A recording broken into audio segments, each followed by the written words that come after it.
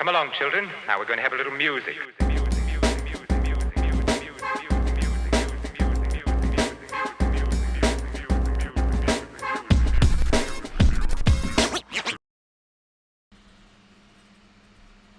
Live, welcome to First Cut Live. This is it, the Meaning of podcast, the First Cut crew. I am Andres, your host, and I'm here with my all-star team, my dream team, my 1992 defeating Croatia in the first round dream team. I'm talking about Mr. RB3. Yo, what's going on? What's going on? Happy to get started today. Beautiful Thursday for a First Cut live stream. Let's go. Yep. Hey, and then I got my star forward, the one who's draining all the threes from the corner, Miss Sabrina. How are you? I'm doing good, pretending to know what all of that means.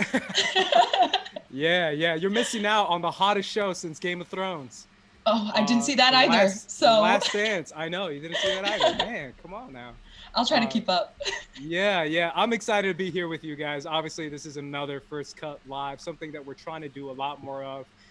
We are doing this twice a month, bi-weekly, whatever you want to call it, but we are doing this as much as we can.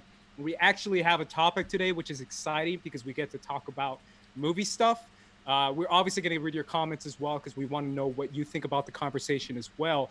But something we do every time. But before we do that, RB3's got some major news because we finally have something set up where you guys can participate. RB3, let us know. Yes, sir. Yeah, we have now the First Cut. As you can see, we look a lot visually different. We have a lower third. We have a background. We had an intro video. So we're improving the production of this. And in order to help, you can already see donations coming in. People are sending in donations. You can send in donations, do both Super Chat and Streamlabs. That's right, Streamlabs. It's the top link in the description down below. You know, the difference between Super Chats is that YouTube takes out 30% of the cut, but with Streamlabs, that comes directly to our pockets. So, if you guys want to go over to Streamlabs, hit us up there. We're going to figure out more ways to get creative with the way we stream, and Streamlabs is the first step. We could start using different platforms. Like we could potentially be streaming on Twitch. We could potentially be streaming on Facebook. We could take all these different forms of donations just going forward through Streamlabs, and that will really help us up the show, up the production value. We could get better graphics, better lower thirds, like better intro stuff, better equipment all around, so we could keep growing our thing. So thank you so much for everybody who's already donated so far today. We already have a few people in the chat who's already donated, so thank you so much for that. And let's just keep it rolling. Hey, yeah, and just so you guys know, for this First Cut live stream, RB3 is going to be manning the Streamlab. I'm going to be on YouTube right here on my phone. So just so you guys know, I'm reading your comments on the phone. I'm not ignoring my crew. I'm just trying to let you guys be a part of the conversation as well. And right now we have Brandon Buckingham saying, let's go. Larry Lease is in the chat. MK Songbird is in the chat. Pardis is in the chat. Sebi is in the chat saying, how are you guys today? Destiny's in here. Destiny. Hey.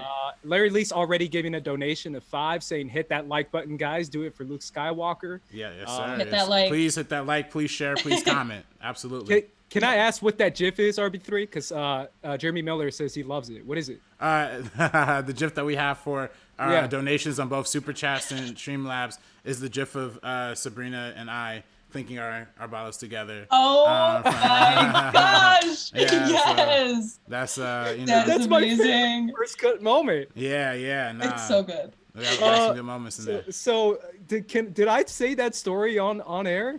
Can I? I don't think so. Yeah, say it. Please share. So we did a quarantine episode right when quarantine hit in Sabrina's apartment when the Collider Studio shut down and they told us we couldn't record there. So we decided to go to Sabrina's apartment, and it was right during quarantine. But we recorded, I believe, on Monday, and we released on Friday.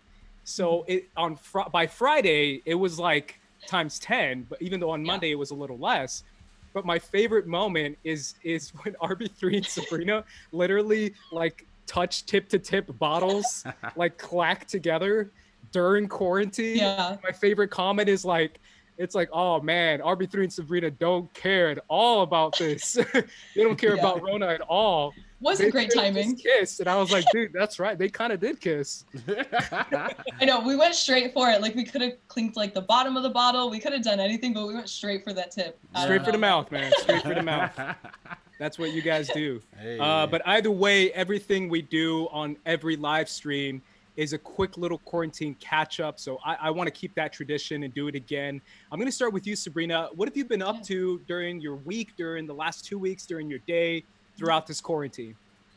It's basically a lot of the same old, just watching movies, doing a lot of writing, things like that. Of course, in the last 24 hours, everybody knows the Schmodown's going crazy. I'm a free agent, so I've been talking to a lot of people, trying to just figure out what I can before Monday. Got to narrow down. This is hard, guys. I mean, like I have friends in all factions, and just trying to figure out what could be like the best for me going forward in the future. So I love doing this for the past 24 hours. It's been a lot of fun because it's just people complimenting me. So I'm like, oh shucks. Like I'm talking to certain managers and they're like, yeah, we're just really excited. And I'm like, really? So besides that, just catching up. I started Y Tu Mama Tambien for the first time yesterday. Yeah. I've never seen that. Yes, and then my laptop died and I just passed out immediately. So I was like, clearly I needed sleep. So I'm gonna finish it up tonight. I'm really excited because RB3 has talked about it so many times. Christian talked about it. So yeah, we're gonna I mean, I don't want to spoil, but we're working on something with Geeks of Color. Where that's involved. Thank you. I can't see exactly who name that is, but who just donated for super chats. And then we also had Ferris Mufana, who used our Streamlabs link. He sent in $5. He said just checking in to see if it works. So please use if you have Streamlabs, if you have a Streamlabs and you want to leave us a message that way, please do. That's highly encouraged. Super chats are also valued too. Yeah, I love how you're like, if everyone wants to check in and see if it works, I mean, yeah. I don't know if it works. I mean, who knows? Beats me. You got to try it. Yeah. I love that little sneak in there. But RB3, how's your quarantine been? It's been cool. I just been, Are you quarantining? Are you keeping it real? Yeah. It's kind of in between. But. Yeah, Governor's gonna be pissed at you, man. Honestly, you know what? I might just roll out to Orange County and join those dudes out there, like with the protest. Oh, damn! Yeah. Really, man? Already getting political, RB3. No, coming out here with the signs. I was about Huntington Beach, bro. I was about to Uber all the way over there and just be like, RB3. Shh. Nah. But it's been all right. But other than that, I've been working on Timestamp. I've been working on another project that I actually just started helping with. I've been applying for mad jobs, honestly. I've been updating my LinkedIn. If people want to find my LinkedIn, leave me a couple recommendations. Oh yeah, I saw you in there, bro. Yeah. Nah, I just been. I was wondering what that was. I was like, what's RB3 doing? Nah. I was going super. Why you scoping me out, cuz? I'm always viewing profiles, so you can view me back. Make sure you leave some endorsements too. But yeah, no, that's just been chilling. Trying to keep a steady head, and reading, writing, editing, all the above. Man, you guys are killing it, man. I love it. Yeah. Already, Larry Lee's talking about the Schmodown stuff, saying join the rock stars, Sabrina. Brandon Hanna says, you know what to do, Sabrina. You know what to do. Larry Lee's again saying join the rock stars, ignore everyone else.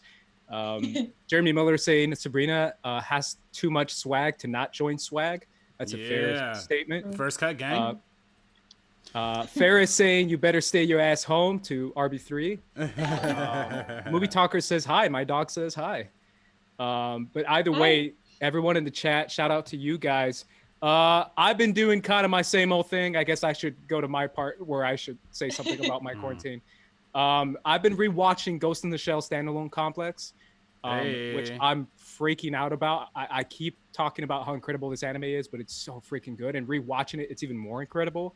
Because like the first half of the anime is about like blackmailing the corporate CEO of a drug company who sold a fake drug to like a group of people. It's just like really smart, incredible stuff that's ahead of its time. And it was written like 20 years ago, which is incredible.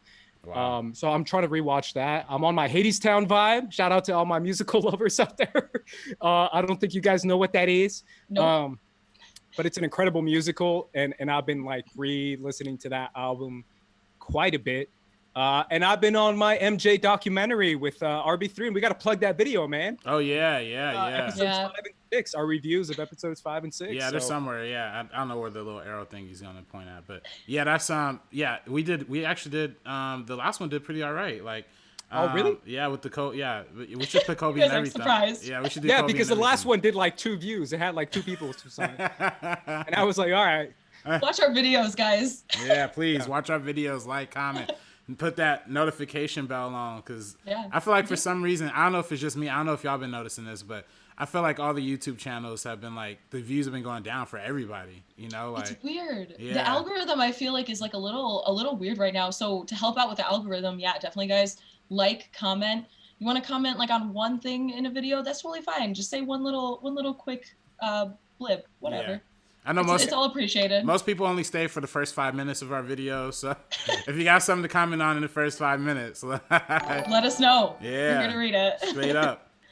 But either way, we should plug that video. Obviously, we have reviews for Swallow and reviews for Never, Rarely, Sometimes, Always as well. So if you guys haven't checked that out, please do. It helps. Yes. And I think that's good content, in my opinion. I think those videos turned out pretty good. Mm-hmm. And we also have a new episode tomorrow, RB3. You want to get a little teaser for that? Yeah, we got a new episode of the Meaning Up podcast dropping tomorrow.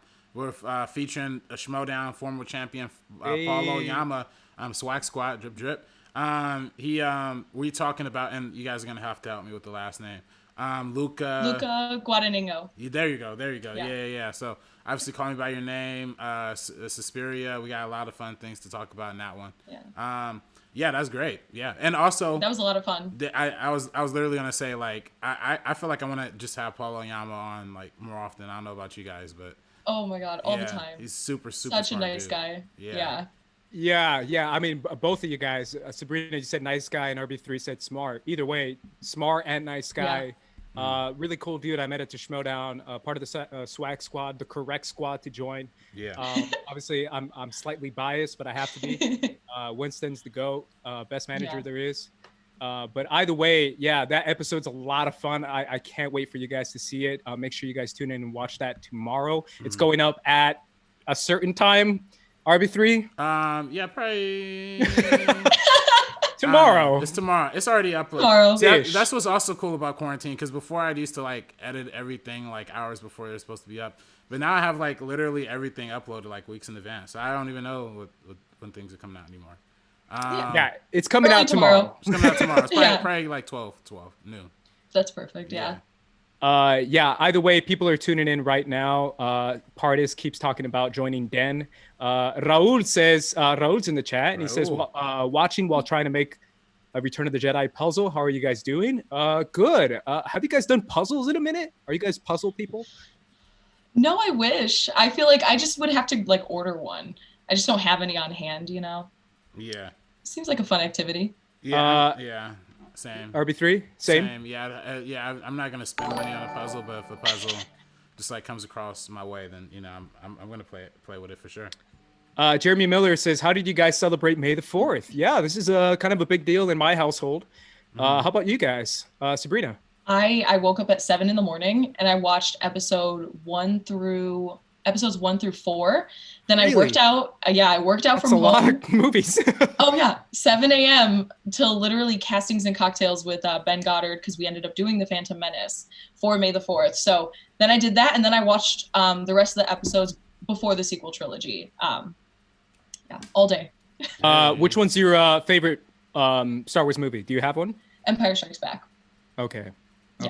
Yeah. You could see my disappointment as I hear that. Why? What's yours? Because everyone says that. No, it's not because of like I'm like Phantom Menace. What? Phantom Menace? Is Phantom Menace really your favorite movie, bro? Like, and I was gonna say, like, come on. It's one of. Okay, I feel you. One of. It's one of. Yeah. No way. It's how about you, RB3? Anything special for May the 4th? No, actually, just posted my first TikTok. My one and only TikTok that I made when I was like a freshman. We've been talking about TikTok for like 2 months on this first cut live stream. Yeah. All right, so you're officially now a TikTok content creator. The one TikTok I'm ever gonna make was that one right there. Just a couple of videos I put together from my freshman year of college. So. Nah, he's leaving us. He's about to become big on TikTok. All right, RB3. I Thanks for selling out. I wish. Yeah, I wish. next thing you know, we see RB3 twerking to Megan Thee Stallion songs. Yeah, that new Savage remix with Beyonce. That's yeah, right straight there. up RB3 like twerking his butt off. Yeah. In a TikTok video, because that's what apparently TikTok is. Either way, shout out to TikTok. Shout out to TikTok. Chinese and that For You page. Yeah, May the 4th. Like I said before, it's kind of a big deal for me. I did a list for the Geeks of Color website that I kept trying to promote. I was like, check it out, guys, check it out. You texted everybody you knew. I know, I did. I texted you guys. I was like, hey guys, my list. Did you guys see my list? I was like a little nerdy kid. But I felt like, I don't know, I just really like talking about Star Wars, and I love talking about this new era. So I did a list of the top 10 characters of this brand new era for the Star Wars universe. Disney era, whatever you want to call it. I did 1 through 10. If you guys want to check it out, it's on the Geeks of Color website. It's on my page on Twitter, Squad Leader Race. And I had a lot of fun doing that. I thought it was a good list. I don't know. Yeah. I thought people should check it out. Nah, people check it out. Good. It's a good list, guys. It's a great list. You put a lot of characters on there that I didn't even know were dope. Yeah, so. I try to mix it up. I didn't want to just put like sequel trilogy characters or movie characters or TV characters. Because I could have done a top 10 Rebels or a top 10 sequel trilogy, but I wanted to do a mix of a lot of characters. So that was kind of my May the 4th.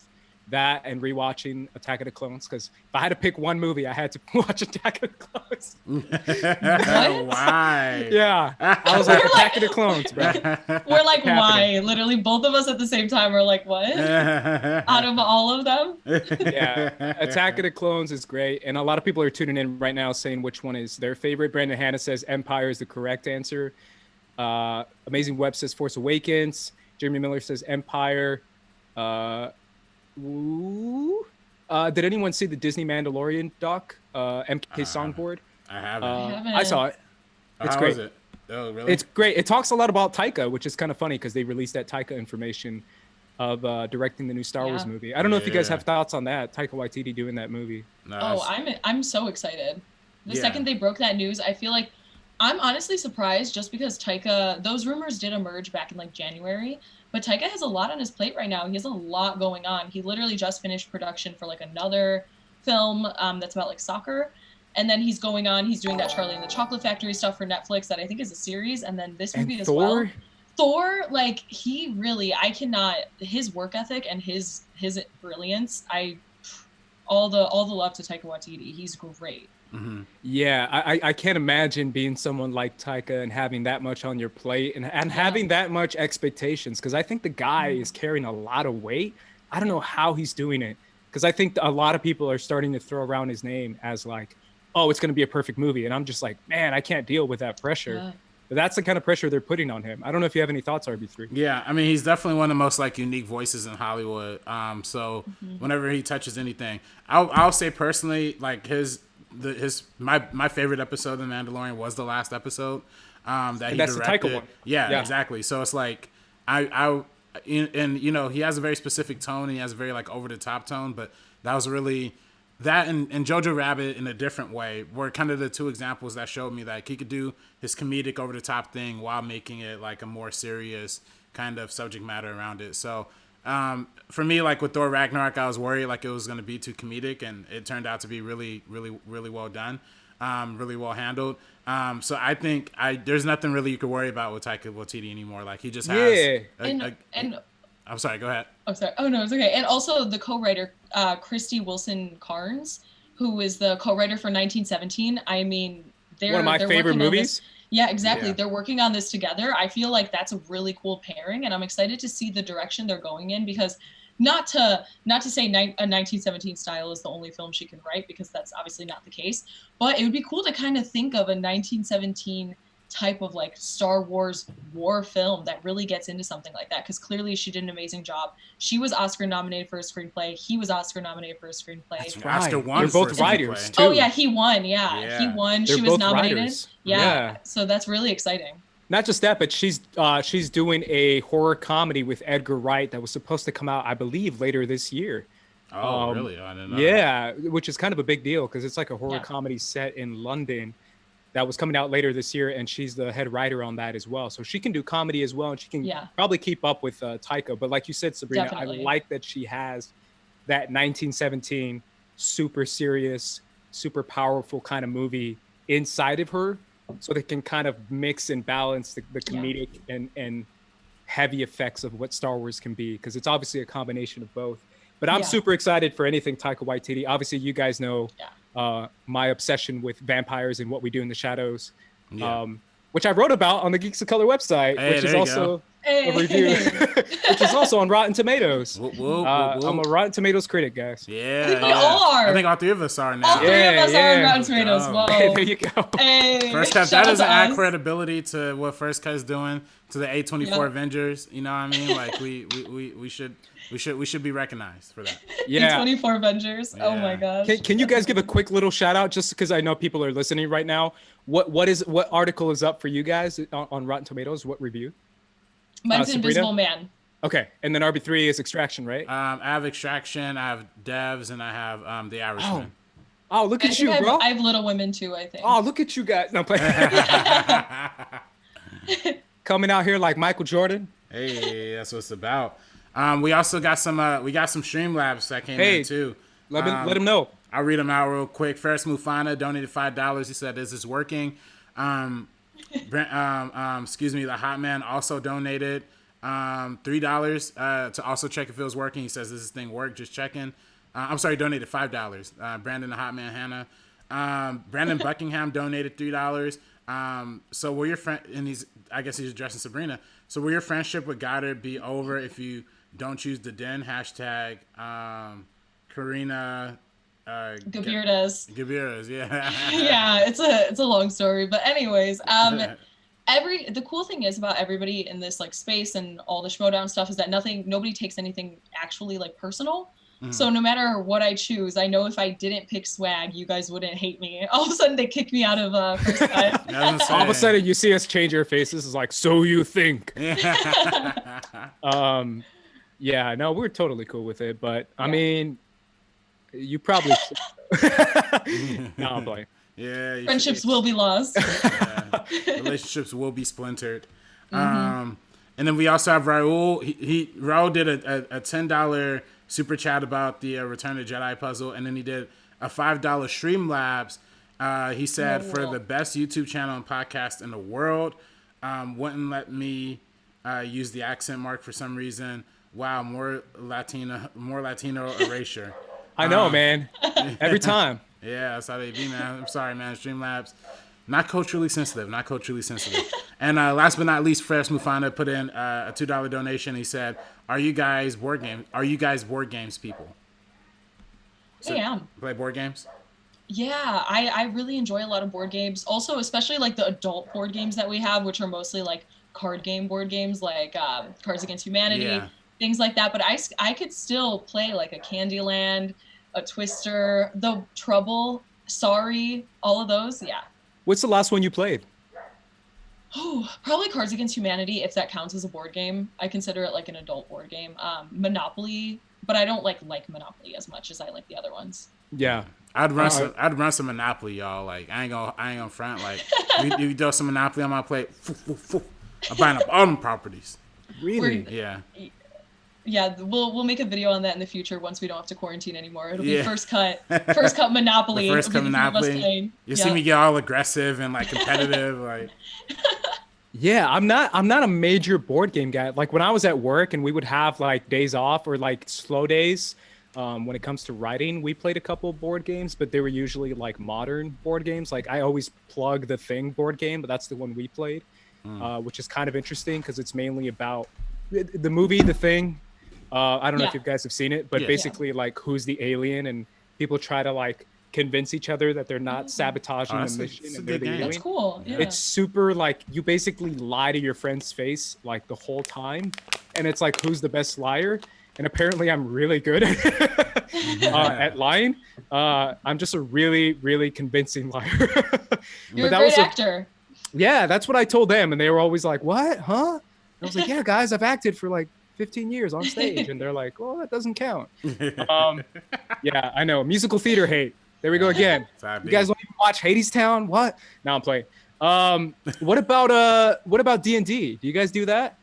No. I'm probably the only one. I'm not nerd. As I pick up my glasses. You guys don't play Dungeons and Dragons? Have you guys checked out my Star Wars list? I'm playing. That's something that's hardcore. Like when I came out to LA, I've never played D&D until I came out here. And then I worked at my production company, which is like also a bunch of nerds. And they played D&D. And then I realized like, oh, damn. And they get into character too, which is even better. Because then I got the full experience of what D&D is. Of people actually like in your face. And becoming like characters. And I was like, oh, damn. This is real. This is it. I've reached it. I've reached that point. I'm in the NBA finals. No, I had friends that played D&D growing up, and it gets intense and people get serious. That's why it could never be me. I'm like a level 2 nerd. That's like a level 10 nerd. That's a level 10. I love it. I love it. That's just not for me. Yeah, I'm a good 9.8 nerd. I don't know, maybe like a 9.5 nerd. No, I'm pretty freaking nerdy, but even I can't speak perfect Japanese like my fellow anime nerds can. Well, speaking of nerdy stuff, does anybody here watch Rick and Morty? Or that just a new thing? Oh no, that's a youth thing, bro. Yeah. I feel yeah, it. mainstream. Yeah. Are they still coming out with new seasons of that? Like once every 4 years, and it's really annoying how long they take between. Like, it's not actually 4 years, but okay. Like, it's just they take an annoyingly long time between. They literally did 5 episodes, and it took like a 6-month hiatus, and then now we're just finally putting out new episodes again. I'm not gonna lie, I was a little underwhelmed. I thought, like they always have this kind of like, we're meta, so let's be meta kind of joke, but this one was like too meta. It was like meta to like the. I think they've reached a point where their joke kind of got kind of tedious after a while. Again, this is coming from someone who doesn't even watch. The only scene I've seen is one where he's like hitting on a girl, and he's like so insistent on it that he like the girl like gives in or something like that. I don't know. I just saw a clip of it. That does happen in real life. Yeah. Oh, there you go. Yeah. Sabrina is okaying it. She's saying it's okay. Nah, there's levels. Sometimes people are so insistent that I'm kind of like, oh, okay. Like, wait. So it depends. Oh man, I'm writing this down. Yeah, read writing the room, it down. guys. I'm always down to give dating advice. I'm not a dating expert, but I'm always. Oh yeah. We should just change this live stream right now. Trying to help me out because RB3 is doing okay. Not studios versus theaters. It's just dating. Just dating. Why not? Ace's love life or lack of love life. Pardis says Jackbox is also fun. Have you guys played Jackbox games? Really? That's okay. So here's my pitch to you guys, and I'm doing it live on First Cut live stream. Let's do a Jackbox live stream. My buddies and I wanted to do that, and they're just buddies from work because we used to do it at work all the time. It's basically like a comedy plug and play where people vote for that's what Quiplash is, where it's essentially like they give you a prompt and whoever makes the funniest punchline, people vote on it and you win. So essentially us three would play, and we can have someone in the chat play as well, or one of our friends play. And then they would give you a prompt like best new title for an Adele album, for example. And I could, but it's supposed to be funny, right? So you could say Cry All Night Long and something funny that people can vote on, and then you vote on it. But it's really fun because it's usually pretty inside baseball with your friend group. And that's how we did it at work. We would just make fun of our bosses like the whole time. No, that sounds cool. Yeah, I really want to do that with you guys. I was actually going to pitch it, but hey, Pardis brought it up, so. Yeah, that's what's up. Danielle says, has anyone played Hey, That's My Fish? I haven't played that one either. Yeah, we all put something I say every weekend, though. Yeah. Wait, you played out? Are you kidding me? No, I'm joking. No. Yeah. I've never even heard of it. I was going to say, like a fake game. Sorry, Danielle. You got to put me on, Danielle. That sounds like a fun game. Yeah. Jeremy Miller says, I'm with you, RB3. I love the Rick and Morty episode on the train. Don't know what that is. That's the most recent one. Yeah. It's the most recent one. Ferris says, RB3, have you tried the Schutzen sauce? Szechuan? Szechuan. I think it's called. Szechuan. Yeah, Szechuan? yeah. I haven't tried the Szechuan sauce. When the promotion thing first started, I thought about going, but then I saw the tweets about the fans acting crazy, and I'm not gonna lie, that whole Szechuan sauce situation kind of turned me off of Rick and Morty a little bit. Yeah. Just seeing those fans act so stupid. Yeah, corporate sellouts. Not playing. Alrighty, guys. So I think we should get into what we all came here to do. We have a title of this live stream, and it's for a reason. And I pitched it to you guys in text, and I'm so excited that you guys agreed to it. And I know RB3, you're excited about it because we are doing a Hercules fan casting. Casting every character of Hercules live action Disney movie coming up. All the hype, choo-choo on the hype train. All the way. Let's go. No. Man, No. Andres hit my phone with some nonsense this week talking about Michael All B. right, let him know. Let him know. What I hit you with? He's talking about Michael B. Jordan as Hercules. Are you Hey. kidding me? Nah, man. The Rock is a better actor than Michael B. Jordan, man. Bring that back. You know what I mean? We gotta have Michael B. Jordan as Hercules. No. We can have who as Zeus? We can have Denzel Washington as Zeus. All right, that's a good Zeus. I like that. Yeah, Zeus. I like man. that Come Zeus. on now. They gotta stop putting Denzel next to good actors because it really highlights his infamity. All right, I know you guys don't want to do it, but if you had to, Yeah. who's your Hercules? Who's your Meg? Andrew Garfield. Andrew. As The Hercules? first name that came to mind. This is not real. You know what's funny? A lot of people are talking about how difficult it will be to cast Hercules. I think Meg, I don't know why I think Meg is a hard casting too. I think both of them are really hard. Yeah. Hercules is tough, but Meg is like, she's the most punk out of every Disney, in my opinion, one of the most punk Disney princesses. Like, she's really punk. Which is why I kind of want an actress like that. I don't want just a regular Disney run-of-the-mill white girl. I kind of want someone who's a little bit more edgy. Yeah. I know RB3, you got thoughts on that, right? Because you love fan casting, bro. Yeah, I'm not the biggest, but I don't know. I don't even know. Like, it's kind of tough to think of like good young actors because like it's like a dime a dozen. Like, this day and age, it's not really required to act the same kind of way that it was to act back in the 80s and the 90s or whatever. So I disagree. Yeah. I mean, what do you mean? Huh? What do you mean you disagree? You don't think no, actors I think young actors in the 80s don't really hold up, and I think we have a plethora of really, really great young actors right now. Oh yeah, I'm with you there. I just think content matters, especially when it comes to what kind of movie you're doing. Because if you're doing a Disney musical comedy, then you're gonna be a little bit goofy. I think Hercules has to be a little bit silly, in my opinion. Yeah, the only noteworthy like actual actor worth their salt these days, I feel like, is Timothy Chalamet. And like beyond that, I don't know. I don't really know who else could like really do it. There's a lot of good young actors. There's a lot of good young. Yeah, just from doing the castings and cocktails with Ben that I do, when we just like drink and like cast everything, which I know is like RB3's worst nightmare. Yeah, which is why it's like not gonna be on that show. No, I'm just sweating just thinking about it. Like, he's like, oh, yeah. Just from doing that, we did Scott Pilgrim, and I ended up on so many young actors that were amazing for so many different parts. I had to narrow it down for those specific roles. It was crazy, but I know we have a super chat from BCD from a bit ago. BCD says, "First cut brings me joy. Sending love to you all." Oh, thank you, appreciate that. And then obviously we have a couple people tuning in for the Hercules thing, saying, Bodie One Kenobi says Tessa Thompson is Meg. I'm kind of with that. Tessa Thompson in anything. As long as they don't make Chris Hemsworth Thor, then As long as you mean Hercules? Yeah. As Hercules. My bad. Zoe Kravitz is Meg, says Chuck Haslow.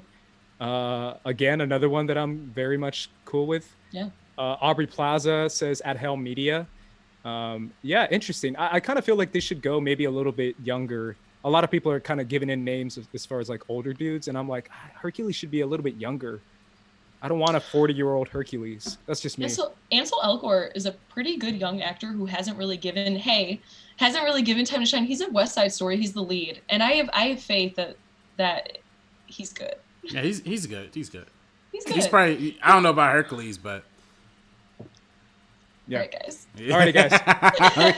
All right, fine. It's, I'm kidding. Last one I'll read is Danielle. She says Mary Elizabeth Winstead. You guys know how much I love Mary Elizabeth Winstead, but that's a good one too. Yeah. Another good one, really fast. Elizabeth Gillies from Victorious, that TV show on Nickelodeon back in the day. I know Victorious. Is that the punk girl? Yeah, she has a singing career. Because I don't watch Victorious, but she has a really great voice. Never had a singing career, but she was on some show called like Dynasty or something like that, and she sang on that a few times. And she just played this kind of the same character she played on Victorious, like hard as nails, like bad bee type of girl. And I would want her to play Meg. Yeah, I saw her in some people's Twitter fan casting because I obviously don't have any connection to that show, but I know that she's like the punk girl in the show, and I was like, okay, I actually don't mind that casting. Yeah, it's a pretty good one. But knowing Disney, they probably would pluck somebody from like obscurity, like the way they did with like the Little Mermaid casting. I'm sure they'll just probably find somebody like, because it's not the actor who really sells it, it's the property. So like Partis suggested Ariana Grande, but I just think she's too Ariana Grande. That would be one of my last choices if I'm being honest. Yeah. Oh, bro, why you hating on Ariana Grande, man? Not as is she an actress, bro? Is she a good actress? Well, she's in Victorious. Is she a good actress? She's good in Victorious. Is she? I think so. You sure about that? She was on Broadway. Oh, there you go. Anyway, hating. We're talking about a topic that I wanted to talk about, which is kind of everything that broke last week when it came to Universal and AMC theaters, which is kind of a major deal because that's kind of the end all be all of what we've been talking about, especially IRB3 over the past like 4 years on the meaning of, or 3 years on the meaning of, where I talk a lot about streaming and theaters and the idea of how theaters are losing attendance at the highest rate they've been losing attendance for the longest time. And how last year, and I keep saying this, but people get mad at me, but I keep saying that last year, the top 8 movies of last year were all Disney, like literally 1, 2, 3, 4, 5, 6, 7, 8. Like that has never been done in the history of movies. Right. And people are not talking about it. But what that means is that people are watching only one kind of movie in theaters, and every other kind of movie, they're just kind of either not watching or watching at home or when it's available on VOD or streaming like Netflix. And now during the COVID-19 and during this time, we see that the only company that's kind of been winning is Netflix. Their stock has been rising. They have more movies coming out. People are watching a lot more of their content. Ozark season 3 is kicking ass. Half of it is getting a lot of attention. So is that other show. I forget the name of it. I think it's Hollywood. No, not Hollywood. The one that one too, though. With the young Hollywood girl. is super fire. Hollywood is super fire. Yeah. The one with the young girl who's in high school, and it's like a coming of age story. I think it's called Never Have I Ever. Oh, I saw that. I thought it was a movie. Okay. Never Have I Ever. But essentially, what's happening now is that you said Tiger King. No, I didn't say Tiger King, but that's another one. Even though I haven't watched it, and I probably won't watch it. But my thing is like, what's happening now is that people are getting accustomed to this at-home experience that studios have been pitching and they've been doing for a minute because they each have their own streaming service now. Every major Hollywood studio now has a streaming service. Not all of them are officially launched, but they have it, whether it's Peacock for Universal, whether it's HBO Max for Warner Brothers, they all have their individual streaming service. So now AMC Theaters literally said, we are banning all Universal movies just because of Trolls World Tour. And this is something that I've been predicting for years, that eventually what's going to happen is that theater going experience is only going to make a blockbuster movie. And almost everything else is going to be only at home. And RB3, you and I have been fighting about this for years. We literally yell at each other about this because I really like seeing small Oscar movies in the theater, and because I feel like you can't get an experience quite like it. But the reality is that most of those movies are going to be at home. And even now, with last week, the Oscars officially announcing, saying that any movie that's released on VOD can now be qualified for an Oscar, which means change is coming. The kind of change that I've been talking about for a minute, and the kind of change that we see mathematically, just numbers wise, where this is going. So I want to get your guys' thoughts on that. I'm going to start with you, Sabrina.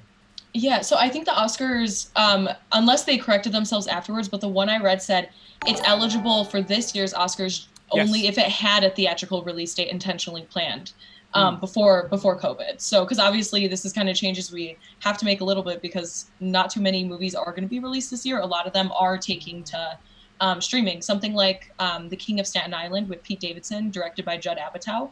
That's, I think, it's premiering on one of the streaming services. But that's something that had a theatrical release originally, but obviously due to COVID, it doesn't. Sorry to interrupt, but it's gonna be one of those. Yeah. It's gonna be one of those like $20, like you pay for. It's a VOD. Yeah. Oh, it's a VOD. Okay. Yeah. Okay. But that's what. Sorry to interrupt even further, but the same weekend Netflix is putting out this big Spike Lee movie that they've been hyping up. So it's actually gonna be our first time seeing like the free version, not the free version, but the streaming service versus the VOD comparison. That weekend is gonna be super interesting. Yeah, it's really crazy the direction it's going, and the fact that something like Trolls World Tour is kind of started. Like, this is what started the conversation. Yeah, great movie. I know that broke the theater industry. Like, what? It's so crazy. And I know that Trolls ended up doing very, very well on VOD.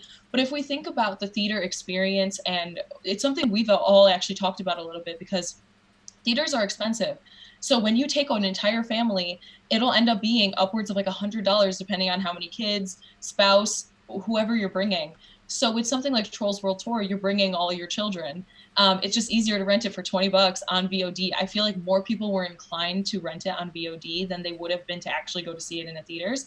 So Trolls should be treated as an exception, not the rule, because this is not going to be the case for everything. Like, I saw somebody on Twitter today when they said that they were going to talk about how if Tenet was going to be pushed back, if it was going to keep its original release date, and somebody was just like, put it on VOD. I was like, no, there's no way. I will much rather wait a few months to see Tenet than watch it at home. I want to see that movie in a theater, just because obviously this is more of a big like spectacle, visual, groundbreaking film, of course.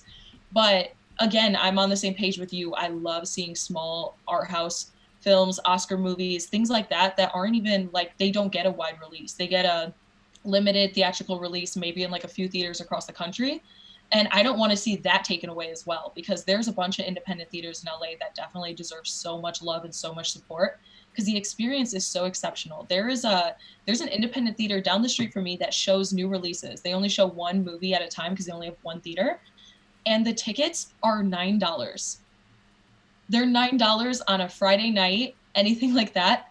And if you go matinee, it ends up being $5 or $6. It is insane. So there's no excuse that if you have something like that by you and you do enjoy the movie theater experience, check it out, because it, rather than sometimes, especially if it's a specific movie playing on film or things like that, because first of all, it's a lot cheaper. You're supporting an independent theater, and also seeing something like they showed Portrait of a Lady on Fire. I saw that over there when I was able to. So I never want theaters to die, and something like this is it's just like really heartbreaking. I know that it is tough financially because it's so expensive, but I just don't want the experience to go away. It's one of those things where I think people misunderstood my tweet when I tweeted it out and my thoughts. I'm not saying that this is something I want. I'm just saying this is mathematically where we're headed, regardless of the fact of how I feel about it. Because if I had a choice, I obviously love seeing movies in theaters, and I want to see all types of movies in theaters, not just big movies like Black Widow and Tenet. I also want to see tiny independent movies in theaters. Like, I saw The Farewell in theaters. Exactly. Yeah. I saw Get Out in theaters. I saw a ton of other movies in theaters that are smaller independent movies, and I don't feel that I would have got the same thoughts from that movie if I saw it in my laptop. Maybe I would, but I just don't know. And I don't want to have that experience taken away from me. But the reality of the fact is that the theater attendance numbers are going down at such a rapid rate. Yeah. And the types of movies that are being watched now are usually one type of movie and usually one major studio, which shows kind of where we're headed, and the fact that it's already happening now. And if the fact that the streaming services are literally the only money-making business on the planet right now, kind of goes to show that this is kind of what it's going to be like in the future. Yeah, no, yeah, I 100% agree. I mean, I think the discussion that we've been having over the years, I've never advocated for theaters dying. Like, I always love. You want to kill every theater every 3? No. I've never argued single-handedly. I never argued that, nor would I've ever argued that. I always loved movie theaters. Literally, my favorite thing to do in the world is going to the movies. A lot of my fondest memories are at the movie theaters. I've always argued for accessibility, right? So for indie movies that do play in 5 theaters across the country, I do think in cases like that, if you're only going to be playing in 5 theaters, you should also have a day and date VOD release. So then anybody, if you're sitting at home, like for me, like when I was growing up in Compton, there was literally there's not even a movie theater in the city. Like if I wanted to watch Whiplash or whatever Oscar movie that was like super exciting, I'd have to wait 6 to 8 months way after the Oscars are over to watch it, like when it comes on for purchasing, or I'd have to drive an hour and a half, 2 hours to get to a theater to see it. So it was never, it's always been a rigged situation to where if people wanted to enjoy the independent movies, they never had the chance to, because the theaters have always had like these super overpriced ticket pricing. Now I do think that this particular case is not the theater's fault. This is the it's coronavirus. It's really, this is like an unavoidable situation for a lot of industries that's been happening. AMC's been, and even though AMC is having this whole fight with Universal, at the end of the day, AMC is the one that's on the brink of bankruptcy, as opposed to Universal, who just had their hit with Trolls 2. Like you said, Sabrina, it may be considered somewhat of a fluke because of the fact that the kids were at home and they were quarantined. They didn't really have anything else to watch.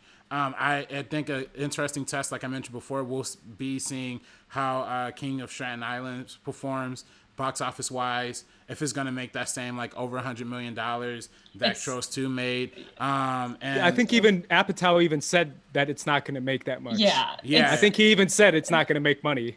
Yeah. Like, it's Pete Davidson and Judd Apatow. It's probably not going to do Trolls World Tour numbers. Right. But at the end of the day, what I think is the most fascinating about this whole situation is that while the theater experience does include, while studios and theaters have this symbiotic relationship where studios release the movies and theaters distribute them, right? At the end of the day, theaters have to take a cut too. In a lot of cases, and according to a lot of accounting, that cut can be up to 40 to 55% of whatever a movie grosses.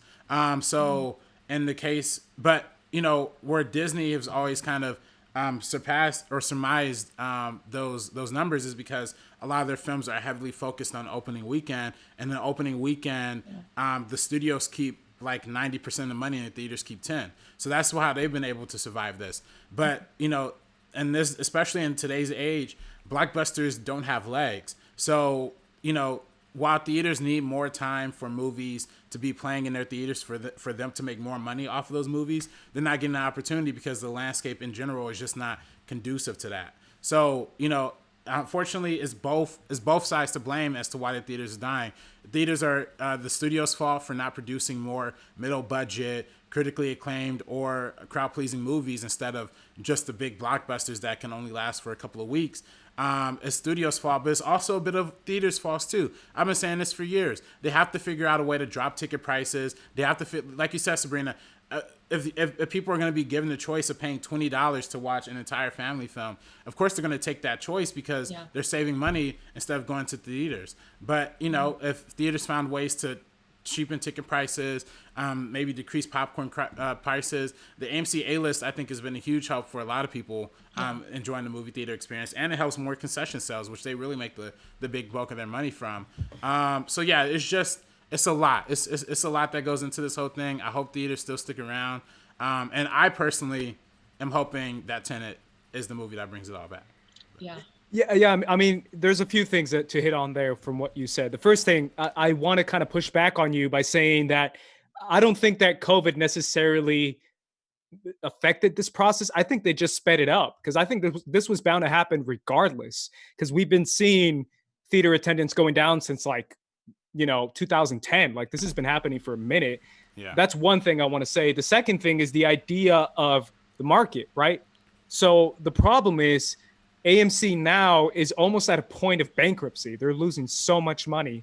Every theater company is using so much money during this time right now in COVID-19. So we keep talking about the issues of why people don't go to theaters anymore. One of them is ticket prices. It's too much money to pay for it, to park, to take your whole family, for concessions. All that stuff is one, right? The second thing is the idea of what you have now on streaming. Why would I go see this movie in theaters when I can watch Chris Hemsworth kill a bunch of dudes on Netflix? Or I could watch a fun coming of age movie on Hulu or on Netflix. Like that option is now available to millions of Americans, millions of people worldwide. So that takes away from the theater box office. But the problem is that AMC is losing so much money that the ticket prices, it's almost bound to go up, not down, because that's what they have to do to course correct the market and to try to make a profit, even though they've lost so much money. So it almost is bound to speed up the process of theaters kind of going out of business and kind of losing a lot throughout this whole process. And you know what? And if they raise ticket prices, that's bad business. That's literally bad business. It is. They shouldn't. They just literally, that's the worst move they could ever make. Like they should be, and you see McDonald's doing it and all these companies, they should be handing away stuff. They should be giving people stuff. So in that way, like when people are ready to spend money again, and see, that's also what makes the situation tough too. Like the economy is also in like a really, really bad place. Like this isn't a specific problem just for movie theaters. All industries, even if they were on a slow decline before, it just got expedited to a flat line right now because of how bad the economy is. And, when eventually, hopefully, when the economy opens back up and more people are working again, hopefully people will be able to spend money and go to the theaters. What's good about movies is that it's the cheapest form of entertainment you're ever gonna experience. At the very least, it still might attract people to be able to enjoy something in like a crowd type of environment or a bigger type of environment. And it's the cheapest form and able to do that. But now that streaming services have came around and offered an even cheaper alternative that gives you way more options.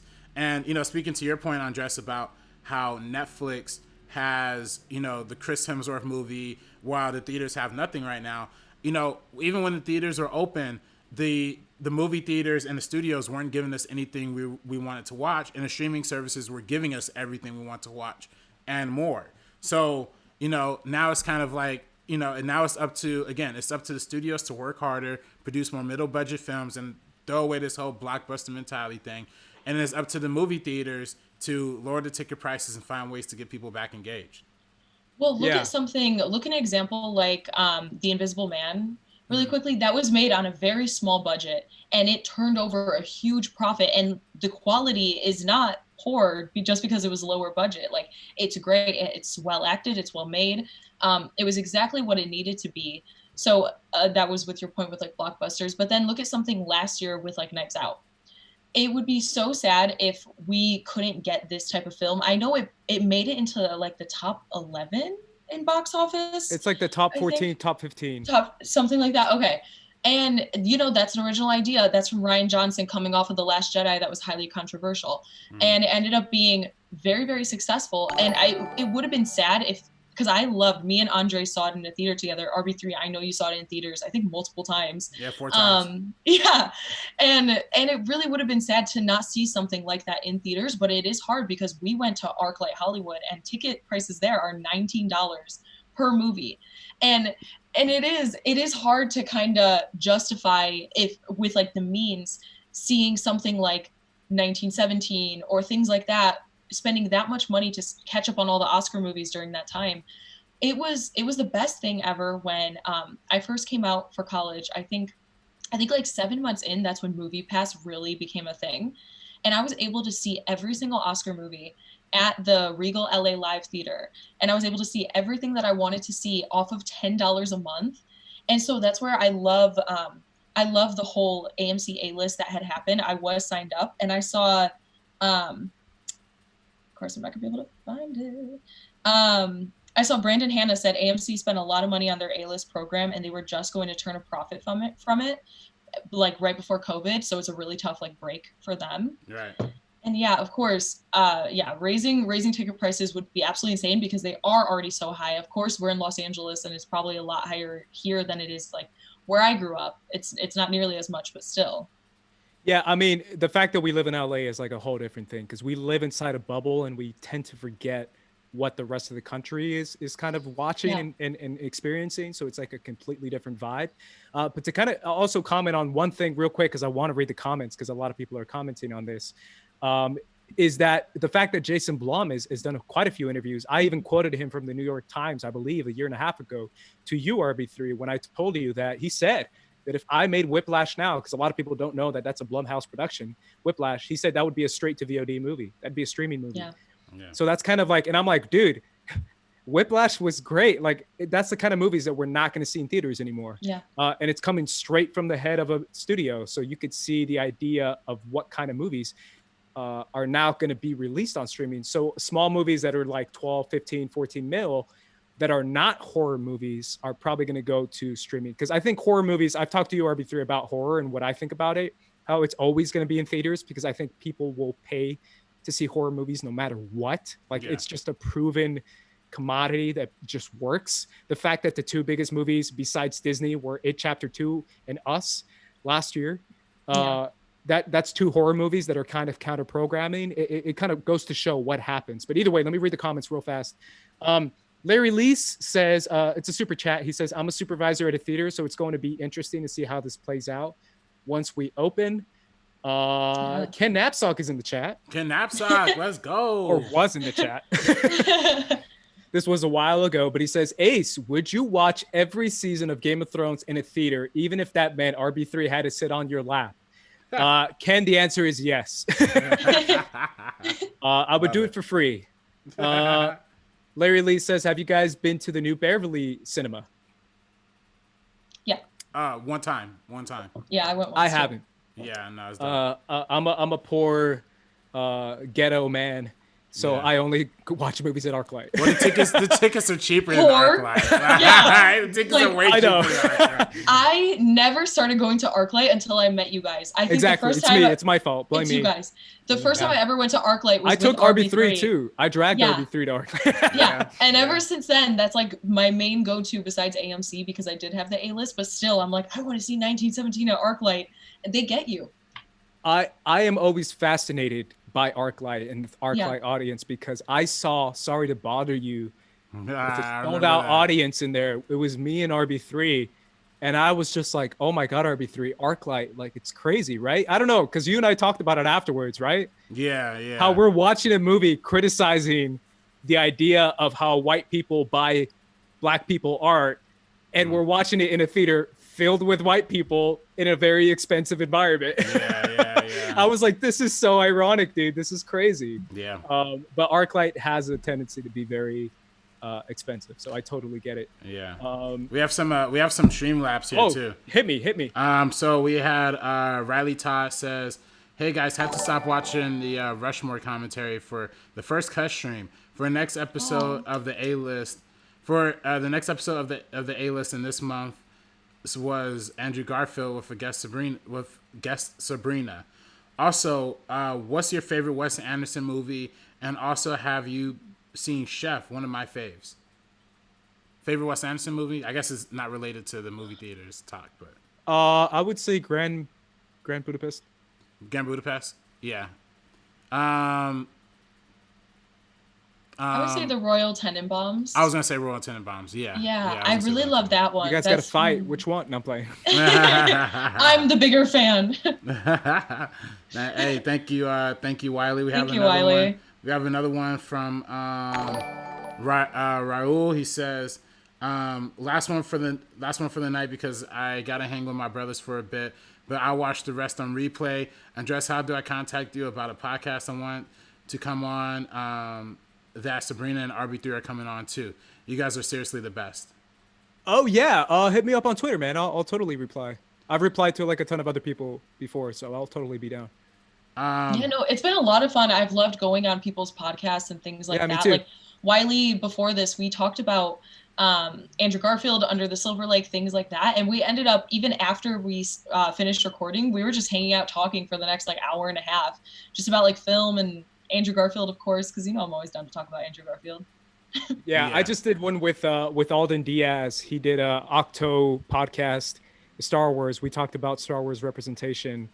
I did that yesterday, and it comes out Sunday, I believe. So that was a lot of fun. I also did Wiley's as well. So there you go. Have another one, RB3? Yeah, another one. This going back to the Hercules casting. They said Gina Rodriguez is Meg. I don't know about that one. No. Trevante Rose is Hercules. I like that though. Danny DeVito as Danny DeVito. Idris Elba as Zeus. Alfre Witter as Hera.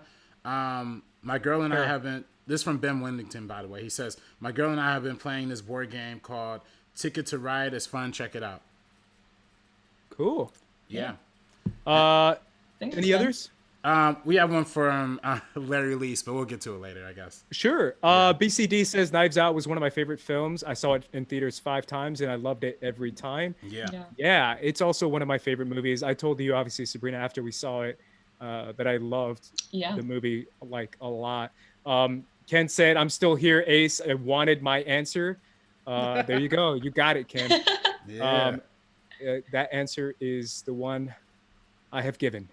Brandon Hanna says, "One time Anna Kendrick walked by me at the ArcLight. That was cool." Yeah, I had what's her name? Allison Brie. I saw Allison Brie right next to me at the ArcLight. I don't know if I was there. No, I was there with another homie of mine. I was gonna say I was there with you, RB3, but I wasn't. Yeah. I saw Allison Brie there. I've seen some other people there. I forget right now, but I've seen a lot. Yeah. Hit me up, Sabrina. The Try guys from YouTube, Keith, Zach, they were like a BuzzFeed people, and then they created their own channel. But I remember Eugene walked past, and I was like, "What?" And then all of a sudden Zach walked past, and I was like, "What?" And then it was just funny. But yeah, I always see people from like BuzzFeed, things like that, because the studios are right over there. Yeah. And obviously, just because of all the screenings we've done, you know, going to ArcLight, I remember me and RB3 went to the Avengers Infinity War screening. Yeah. And I went to the bathroom, and I walk out, and it was Joe Russo was just waiting, because it was a one-person bathroom. Way. He was just waiting right there, and I'm like, "Oh, excuse me." And I'm like, "That's Joe Russo." What screening was that? Avengers Infinity War for was it for Collider? Yeah, I think it was a Collider screening. Yeah. Oh, okay, cool. Yeah, it was cool. And then when I went to the Jojo Rabbit screening with Dorian, him and I were there with obviously like all the rest of the Collider people. They did the Q&A. So when I went to go to the bathroom again, Taika Waititi was just standing there waiting for the Q&A. I'm like, that's dope. Yeah, ArcLight always has that, and that's not why I go. To be honest, I just go because I'm a weird film snob who hates trailers. as RB3 can tell you. I've screamed at the theater out loud. You know, one more thing I wanted to say about the whole theaters thing is the most ironic part of it is that Trolls 2 is the movie that is seemingly going to spark the beginning of the end, which I think is actually a really good movie to watch in theaters, because like I think watching that one at home in particular, like it's a lot of music and it's a lot of like big sound effects and it's a lot of like 3D animation. I think it would have been great to watch in 3D. I think it would have been great to watch like with a surround sound kind of system. And I think that's going to be the biggest part of it that's going to be lost here, is like the idea of watching things with the best picture, the best surround sound. Sometimes some projectionists are better than others. But you know, at the end of the day, like I would never, like you said, Sabrina, I would never, ever, ever want to watch Tenet for the first time on the TV. Never. No. But if I'm being honest, like this is the issue, right? I wouldn't want to watch any anticipated movie at all in VOD if I had the option to pay money and see it in theaters. Like I paid money to see Marriage Story in theaters, for crying out loud. Like I literally paid my money to see that, even though I knew it's a Netflix movie. I did the same with Roma. I've done the same for any Netflix movie that I want to see. I didn't do it with Irishman because you told me not to, RB3. Nah, that's not true. That's actually very true. I have text. You told me not to. Remember that? What? Yeah. I think you might have told me not to too. Oh, well, I probably said because it was too long. That's why I didn't go. Yeah, you told me. I was like, hey, man, I'm going to pay money to see. And you're like, dude, save your money. And I was like, really? It's that bad? And you're like, it sucks. No. That's not RB3 loves Irishman. Yeah, I was going to say, like. But you told me it's not worth it. You told me to save my money. Though. Yeah, for 3 hours. Yeah, it's probably better to watch on Netflix. Yeah, that movie in particular might be better to watch on Netflix. Yeah. But something like Marriage Story, as you said, me and RB3 went to a screening, and then finally when it dropped at that same theater I was talking about, that's literally $9 a ticket, they showed it in film right down the street. I loved seeing it in that kind of like capacity again. Yeah, I mean, I go out of my way to pay money to see small movies in theaters. I'm that guy. I'm that weird guy who supports independent cinema with my cash. Yeah. And I try to go out of my way if it's a small theater showing it, if it's any kind of theater, to actually go pay my money and see a small movie in theaters, because those are the kind of movies that I really care for. You know what's interesting? Alamo Drafthouse in LA. I haven't been yet. I haven't been either. I was actually going to go like right at the beginning of COVID. Three of us. We're doing it. It's a date. All three of us. Once everything gets back to normal. But they were showing, I was really surprised because for some reason, I guess they're not like a bigger theater, but like for some reason I was surprised that they showed like Big Time Adolescence. They did show Never, Rarely, Sometimes, Always. So I think that's really cool that something like, when I thought of Alamo Drafthouse, I thought of like a whole huge date night type of thing. So I thought of something like Tenet or like It Chapter 2. But it's cool that they were showing smaller films. They do both, right? They do the big movies and the small movies too. Yeah. I love that. I really, really enjoy that. And I think if theaters want to survive this, I know they're gonna hate the idea of the day and date, but they got to get accustomed to it. Like they got to get accustomed to it. And maybe there's some sort of situation that could work out that maybe they get a cut of the VOD releases, from the studios. I doubt the studios are ever gonna let that happen. But at the end of the day, right now, the studios have the bargaining chips and the theaters don't. So they kind of have to bend to the will of the studio a little bit. Yeah. So I think they're going to have to figure out a way to make some sort of agreement to allow the same day and date releases for these movies. I think that's the future of what we're going to have to figure out. Oh, yeah. I mean, the AMC's whole ban on Universal, everyone's like, no, they can't do it. My Fast and Furious. And I'm like, guys, like they're not going to show Fast and Furious. They're very much bluffing. This is definitely a threat. Yeah. Mm-hmm. They're essentially saying, hey, we mean business.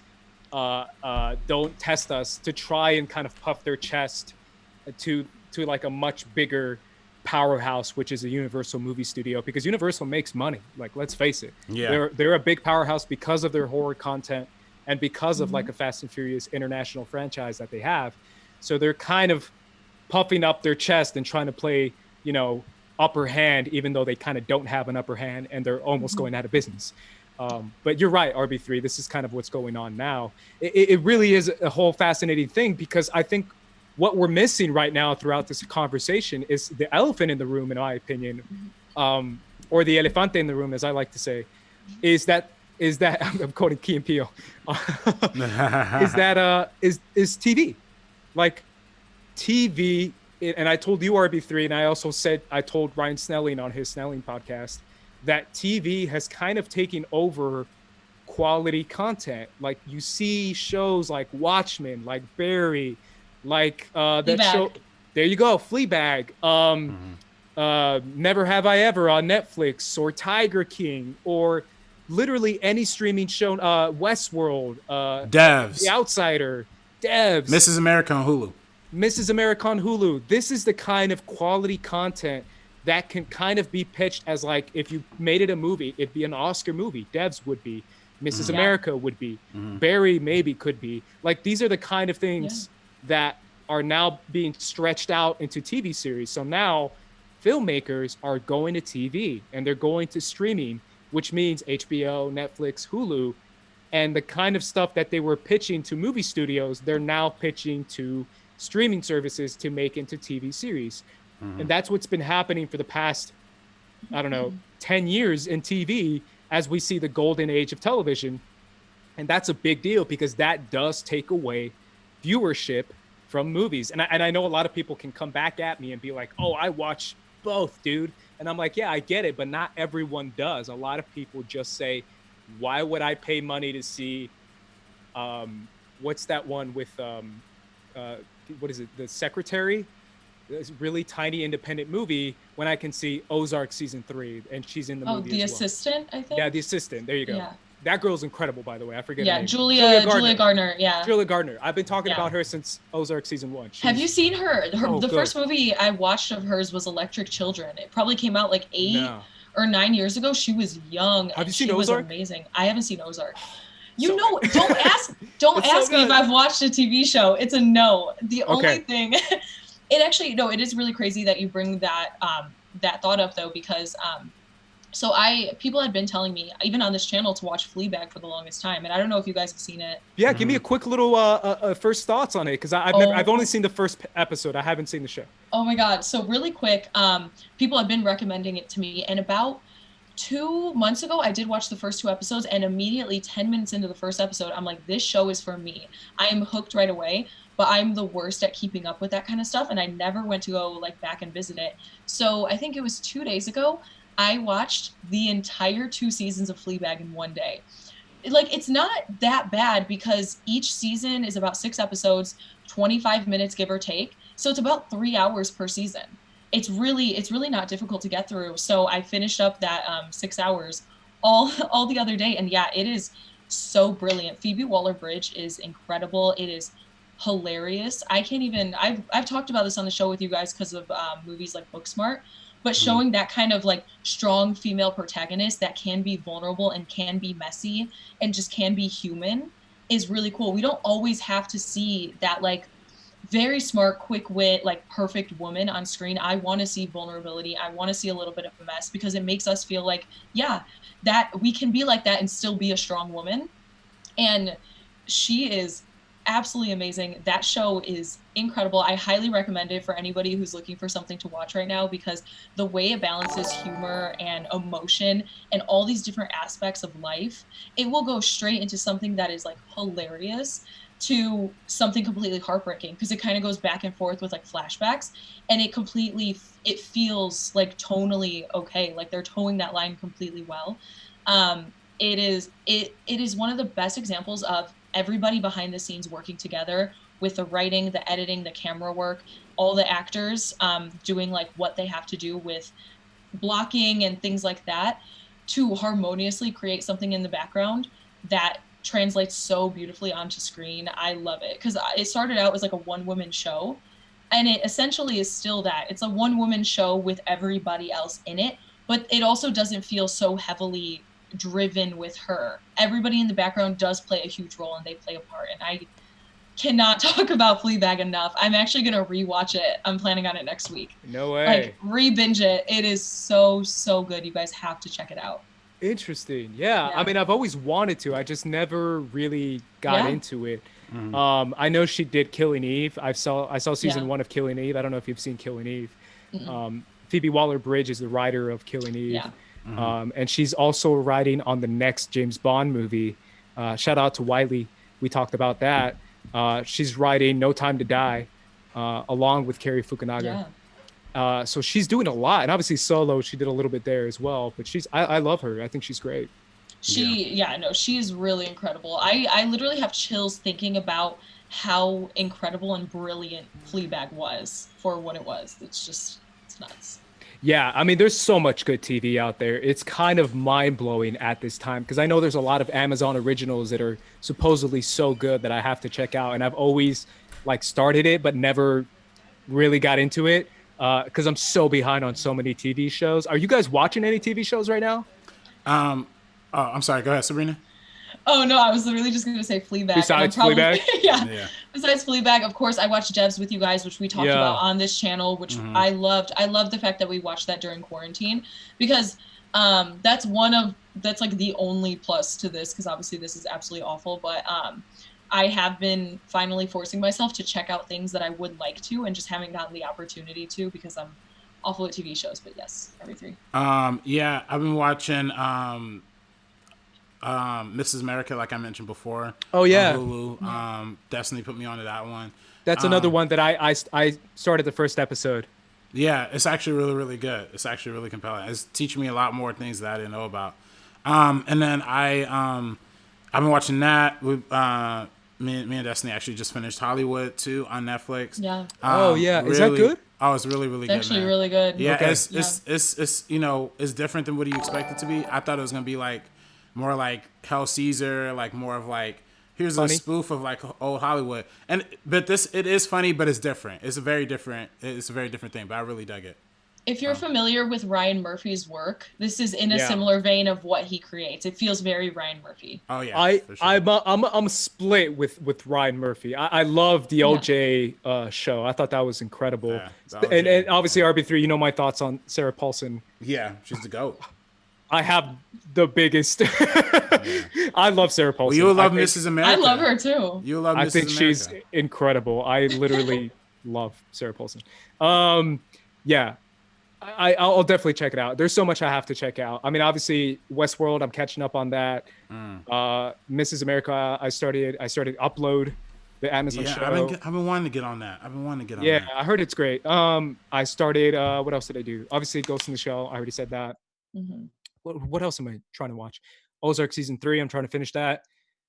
It's just a lot to deal with. Oh, I forgot about Beastars. I finished Beastars. oh, Beastars. Oh, so good. Oh my God. Hit me with that, bro. Hit me with that quick review. The quick review of Beastars. Yeah. Okay, so what Beastars is like an anime version of Zootopia. But to me personally, what everything that Zootopia did wrong, Beastars did right.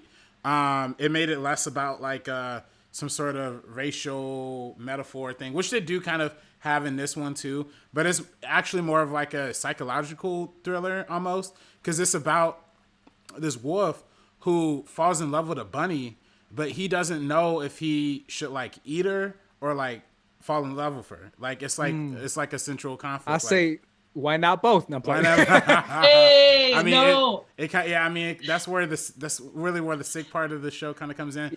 But to me, I'm gonna stop. To me though, I think it has the best opening credit sequence of all time, because like these stop motion animation. You know, I'm an anime opening expert, right? Yeah. This is something I tweet about on the daily.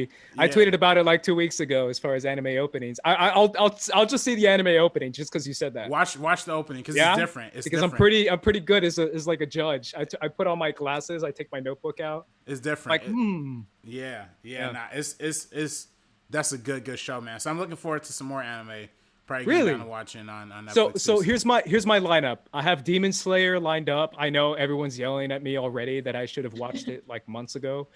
Shout out to my homies who do an anime show called Anime Uproar. Mm-hmm. My homie Jason does that. Produced by my homie Leo. I gave him a shout out last week. He was in the chat. Or last live stream. Yeah. He does an anime show, and they've been talking about Demon Slayer forever. Obviously, I finished My Hero, but that's because everyone finished it at the same time. Right. But I have Demon Slayer lined up. I have Psycho Pass season 3 lined up. I'm hoping it's good. And then I have the new Ghost in the Shell lined up as well. I have to see it, but I'm trying to finish my rewatch of Standalone Complex season 2 first. Yeah. But I'll see the new Ghost in the Shell. I know a lot of people are split on it, but I have to because I literally have seen every Ghost in the Shell movie, show, spin-off, everything. Andres, now question though, did you hear about the HBO Max deal where they are putting on Crunchyroll? I did. That's humongous. Oh my! I freaked out, dude. I was like, "Oh my God!" You know how much money that is? Yeah. You know how much money that is? Yeah. That blew my mind. Like on a pure content TV producer level, I was like, "Oh my God!" Right. Crunchyroll and HBO like together, that's like so much content and so much money. Because Crunchyroll, you're paying good money for that. Mm-hmm. I'm so excited. HBO Max is going to be like, there's so much potential, man. You could do a Matrix show. You can do a Harry Potter show. There's so many good stuff that if I was like a creator, I would be pitching right now. I'm like, let me tell you, let's do a HBO Matrix show about the first one or the second one. You know how Neo was the sixth? Mm-hmm. What about the second one? Or what about the creation of Zion? Or what Pitch about it. the war? Go All to the kind of them. all the stuff that they do in Animatrix, you can do it now on HBO Max, or they can bring back Animatrix and do an anime Matrix show. Like, oh, I'm losing my mind. No, that's cool as hell. We gotta Yeah. get Danny. We gotta get Danny back on the phone so you could pitch that to her, so she could. Oh pitch yeah, it. because she's on HBO Max. Yeah, that's right. Yeah. Dude, I'm telling you, man, I got vampire stuff lined up. I'm writing on my vampire weird stuff. That could be work for anime or live action. Obviously, live action would be more money, but this is the kind of stuff that I would love to see and that HBO Max can offer now that it has Crunchyroll and anime to its lineup. So I'm so excited, dude. I love it, man. But that's cool that you like Beast Wars. I might check it out, man. Yeah. I'm not really into bestiality like you are, but I'm playing with you, man. It's a joke. All that. Alden Diaz is in. Shout out to Alden. I was on his podcast yesterday. Hey. He says, arrived right on time for the Fleabag talk. So glad you liked it, Sabrina. It's one of my favorite shows of all time. Much love to you guys. That's a super chat from him. Jeremy Miller says, I just finished Dispatches from Elsewhere with Jason Segel. So good. And just started Harley Quinn on Sci-Fi. Ooh. I've always wanted to see that show because it looks pretty funny. Yeah. Danielle says, I really liked Hollywood. Ben Wellington says, I just watched the pilot for Hollywood. I love Dylan McDermott. Yes. Yeah, he's great. He works with Ryan Murphy a lot. He was in like the first season of American Horror Story. He played the dad. Got it. Yeah, I got to see that show now. Yeah, I think, do you have any Streamlabs? Yeah, we do have a couple Streamlabs. Hit me up. I think we might have skipped one question from Larry Lease on Super Chat. Oh, did he we? said, film question, do you prefer film or digital? Oh, yeah. My answer to that is always going to be whatever the creator wants to have. Because my thing is the whole debate between film and digital, obviously you and I have talked about this, RB3, is mainly about money and accessibility. Right. So if I'm a filmmaker with a lower budget and I only have access to digital and that's the kind of content I want to make, then do it. And that's the kind of content you should make. If I'm a rich guy or if I'm Ben Affleck and I have all the money I want to make a movie, because Ben Affleck always shoots on digital, then shoot on digital, go for it. But I feel like this debate has been kind of meddled between you're a real film lover if you watch film, which is kind of BS because mostly every movie is shot on digital now. Yeah. And the truth is, I love what Robert Rodriguez has said about it because he's a really big proponent of digital because he talks about how digital is about accessibility. It's about allowing people from poorer communities to make movies. It's about allowing people from different communities and different backgrounds, from different races to make movies. That's why it's so important for the digital community to have a platform. And I kind of echo that, what he says, and I'm totally with it. Yeah. For me personally, so there's two levels to this question, like film versus digital distribution, like the theaters, or film versus digital for the filmmaking side, right? For me, I'm always pro digital when it comes to filmmaking. Yeah. It's the cheapest way to do it. And honestly, it's the smartest way to do it. And a lot of inexperienced filmmakers think they could just shoot on film and it's automatically going to look better. And that's just simply not the case. It takes a lot of money to even process it to begin with. And when you actually look, for one, you don't have any idea what you're shooting. It's really just guesswork. And you got to hope and pray that you did it right. And so when you see it, you got to see if you actually did it right or not. And then once you actually do see the final product, it takes like mad expensive color correction to even get it to look the way that like a Nolan movie looks. So then for digital, it's all way more streamlined. It's all way cheaper.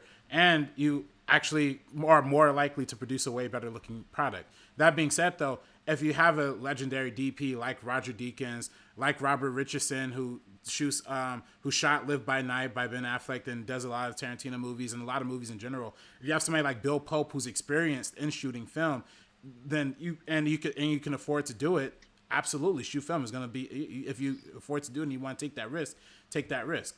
Now on the distribution side, I always, if a movie's showing in film, I'm always going to see it in film. That's just how I am personally. Even if it was shot on digital, like I think it won't. Batman v Superman was shot on film, but it's so much CGI, you might as well call it digital. But I went out of my way to see that on both IMAX, laser projection, full digital, but I also saw it on film. I watch every Tarantino movie on film. I watch every Nolan movie on film. I always try to go out of my way to watch. If the director says watch it on film, I'm going to try and watch it on film. Yeah. But for like you said, Andres, digital distribution, it's about accessibility for. It's about money. Yeah, it's all about money. So Yeah, and digital gives the opportunity to more people to do that. So. yeah, exactly. Yeah. Again, I agree with everything you say. It's up to the filmmaker. It's up to their vision. Again, if a film is being shown, the theater that I keep talking about today down the street from me, they show like almost everything in film, which is, it really is something else. It's just the whole atmosphere. So I wouldn't, of course, if they offer it, I am going to go see it. And I do, like when I saw Marriage Story and I saw it in film, it was so like warm and beautiful, and I love seeing it on that format, especially going from seeing it in a theater like that and then having to watch it. Now if I watch it from like for the future, it's all going to be on my TV on Netflix. So yeah, I mean, I kind of want to close the conversation of movie theaters and studios, kind of get you guys' final thoughts as far as what we're going to see in cinema. Obviously, this is kind of a big deal because we're watching a lot more streaming movies. And right now, during this time in quarantine, that's kind of all we have is streaming movies. And to be fair, there's a lot of movies that we're checking out currently. I know, Sabrina, you have a list of movies that you've been checking out. I've been kind of checking out certain movies. I know I just saw Bad Education a couple days ago. I recommend that one on HBO. There's obviously Never, Rarely, Sometimes, Always, which we saw. There's a ton of movies out there that are now being watched on streaming or on VOD. So I feel like that's currently where we're headed. I don't know. I guess my final thoughts are overall RB3, and I'm going to go to you because I know you have thoughts on this. What I just said about HBO giving different opportunities to different creators to now do different shows on streaming and kind of taking that chance now because you were trying to turn more of a profit on streaming services than you are in a theater where you have more loss that's available to you. It's more of a risk, I guess, to do it in a movie theater than it is in a streaming platform. Do you think overall this is going to be a good thing for the future of movies and TV? It's going to be a good situation depending on how the parties involved handle it. The reason why streaming, for like when you say like it's less of a risk for streaming, it actually, I would actually argue it's the biggest risk because when they invest in creators and when they invest in storytelling, they aren't looking at it from a money making angle because they have a built-in money-based guarantee. What they're looking for is the prestige status, like to get the uppity film critics and the Academy Awards and the Emmys to pay attention to what they're doing. Like, you know, on that level, that's what they're more interested in when they give Martin Scorsese $250 million for The Irishman. Can I counter real quick and say Issa Rae, Donald Glover, and other great shows that are all on streaming platforms now or on premium channels at least? Yeah. I mean, you have Atlanta, you have Issa Rae, you have Rami with his show Rami on Hulu. Yeah. Those are the kind of shows that are being made and they're given to creators like us or like Danny, for example, that I can kind of argue and say Issa Rae isn't necessarily Martin Scorsese, neither is Donald Glover, neither is Rami. Yeah. You know, that's kind of what these streaming platforms are doing as well. Well, streaming and television are way more conducive to having young voices, having diverse voices, having more ways of interacting with the audience than the studios are frankly interested in. So is it good for movies that we have an outlet that we hadn't previously had before that allows us to tell these stories? It's amazing. It's beautiful. That's why I've been the biggest advocate for streaming for all this time. But at the end of the day, it's up to the studios if they want to make the choice to actually plug these people who are from the streaming world and from the TV world and give them the platform that they deserve and the platform that they need to and the money that they need to make movies and have a creative, individualized voice. You need the studios to participate in that. And frankly, there's an old head mentality that's kind of been that Hollywood kind of suffers through that doesn't really allow for the transition to a new guard that we've seen, you know, in previous generations of film.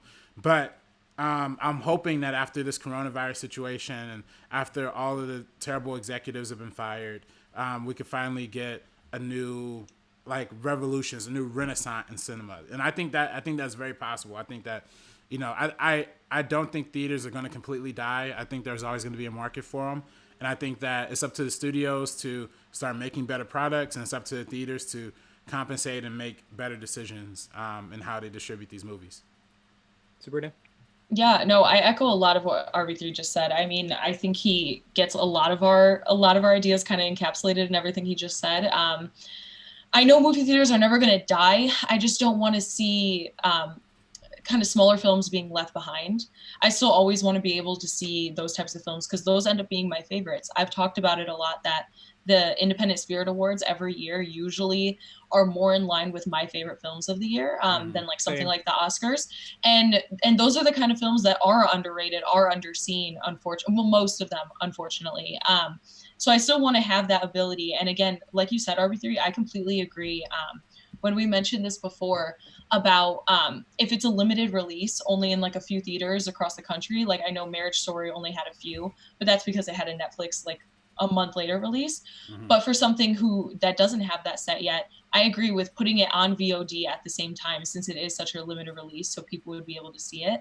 But I'm just hoping for the best. I'm hoping after all of this, AMC and Universal could kind of settle their differences. I know AMC is just bluffing right now, but it is going to be interesting to see going forward how everything turns out, and that conversation, and how the conversation has always been going on for the past few years, but how something like coronavirus and Trolls World Tour really was a catalyst for bringing up these ideas of being like, look, see, this thing did so well. We don't need you guys. Yeah. So it's just interesting to see it going forward. And I hope we could find a way to all just like celebrate film, love film, enjoy film, and not kind of have these like high ticket prices, unavailable theaters in certain areas and things like that kind of like hold us back from enjoying it. Yeah. And I kind of want to end on one note real quick, that my thoughts have always been about usually the rest of the country, right? Yeah. Obviously the rest of the world as well, but mainly the rest of the country. I talked to you, I think I talked to you guys. I think you guys were both there when I kind of went on a Parasite rant about how my issue with Parasite has always been accessibility and the idea of how most people haven't seen that movie. And I feel like the LA atmosphere kind of starts to wash our brains a little bit when we're like, yeah, this movie was the best. Everyone saw it. It's the greatest. And I'm just like, that's not true. Not everyone saw it. And I think that's always going to be the issue with living inside this bubble in LA, is that we do have the chance to see small, beautiful, independent, powerful movies in theaters with a pretty respectable, good audience. But that's kind of our bubble, and that's kind of what we have to deal with, versus the rest of America, Iowa, Idaho, Florida, whatever you want to say that you live at, don't have that opportunity. And that's where you start to lose the allure of high cinema or high art, and you start to water it down with your run-of-the-mill 4-quadrant Disney movie, for example. Yeah. No offense to any of those Disney movies, because I love them all, but it's one of those things where most people won't have the opportunity to see those movies in theaters in the future. Yeah, absolutely. Do you have any Streamlabs, man? Yeah, we do have some more Streamlabs. I'm going to throw it back to my man. By the way, people, this is your last chance. Please donate. Last chance. Yeah. Super chat, too. Yeah. I'm out here. Super we'll chat. See you for another 2 weeks. Yeah, exactly. Yeah, we're going to be back in a couple weeks. And we can maybe even announce what we're going to do in the next couple weeks, too, before the end of the show. I mean, it's totally up to you guys. Yeah. Please go ahead and donate. Streamlabs.com/firstcutstudios. That's our Streamlab link. Put it in the chat if you're there. And also, please like this video if you haven't. We have 69 likes. Thank you so much. Let's keep those likes going. The more likes, the more our live streams can get to people, and the algorithm promotes us a little more. So thank you so much. I'm going to go back to an old Larry Lease comment where he donated directly to Streamlabs. And he said, for $5, hey, RB3, we want to hear that Luke Skywalker voice. Oh no! So sure, if Andres, you want to be the Obi-Wan in this case? You keep having me do this, man. We gotta get those impressions. I can do it later. Man. Give me where are we at? Where are we? You're a Star Wars nerd now. I'm a Star Wars nerd. Sabrina, you just watch Star Wars. All right, I got this. I'm Leia. Okay. Help me, Obi-Wan Kenobi. You're my only hope. Luke, we must help her. She's the only hope. She is the only hope in the universe. But Obi-Wan, I was just heading to the Tashi station to get some power converters. You keep saying that, Luke. You must stop going to the Tashi station. It already burned down 2 years ago, Luke. But I just drank some fresh blue milk. You don't like blue milk? It's all about the green milk, Luke. Luke, it's the green milk. But I don't know my father. That's because your father's a crazy robot killer, Luke. I'm old man Luke, and I kind of hate everything, and I'm gonna throw this lightsaber behind the cliff. I like how my impression is like borderline Vegeta. I just want to be Vegeta the whole time. That's enough, Kakarot. Yours was good though. That was a good one. Thank you. That's a great Obi-Wan. Mm-hmm. We gotta do more Obi-Wans. Great, man. We did it. We have another. we have more. We have another Streamlabs coming in from Danielle Ramirez. She said, "Congratulations, y'all. Keep up the great work. Looking forward to Andres coming on Show to Action this Monday." I was gonna plug that. Yeah, so we got to get the rest of the crew on there. Yeah, most definitely. I would definitely love to be on Show to Action, Call to Action, whatever you'd have me on. I'd love to be there for y'all. Yeah, same. Anytime. Yeah, I'm gonna be there on Monday night, guys. So shout out to the Call to Action people. They just did a beautiful live stream for Craig's wife. It was supposed to support any kind of payments that they need to deal with. I had the opportunity to donate for them. I thought it was a beautiful thing that they did for them. Craig, I briefly met him during the Schmodown, and he seemed like the genuinely nicest guy ever.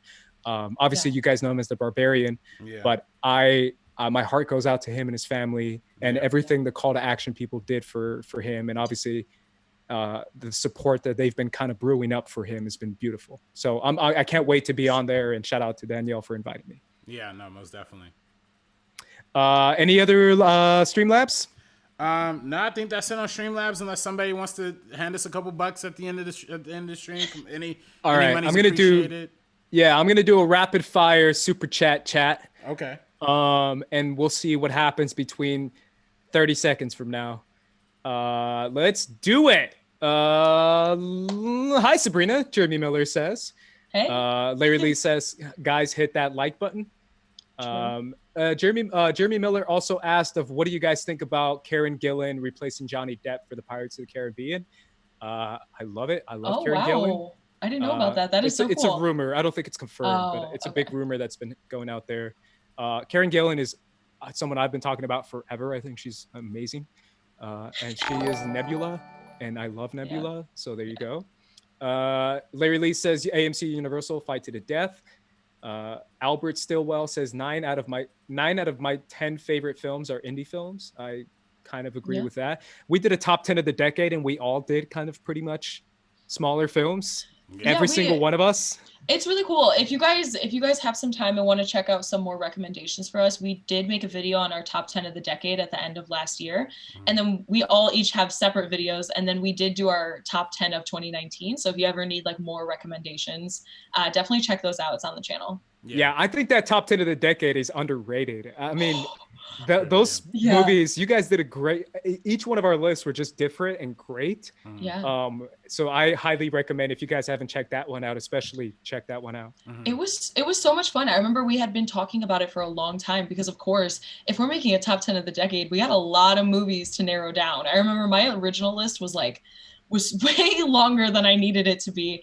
And I rewatched like every single thing and was narrowing it down. So it was a lot of fun. Do you guys want to give a little tease as far as what you guys put on there? Do you guys remember what, you don't have to say the order, but just a couple of them? Yeah. Give me like 3 movies that you have on that list. Yeah, of course. Social Network, Short Term 12. I'm trying not to give away my top. I think I put Black Swan on there as well. If I didn't end up changing my mind. I'm actually looking for a list right now, but you listed a couple of them right there. You did Social Network, The Wolf of Wall Street I put up there, Django I put up there. Right. Moonlight I put up there. Yeah, it was a good. Yeah, Moonlight. Yeah. So sorry, that's my XXX love. Oh, throwback. R.I.P. R.I.P. man. R.I.P. Juice WRLD, R.I.P. X. Yeah. Those are my homies. For real, they're my homies. Yeah, I had La La Land, obviously. Oh Yeah. yeah. I had A Ghost Story, obviously. And then I had Birdman in there. A24 Avengers. That's where it's at. That's where it's That's at. right. A24 Avengers. Pay Yeah. us. Fantastic Looking- A24. Get that bag. Fantastic A24. That is so good.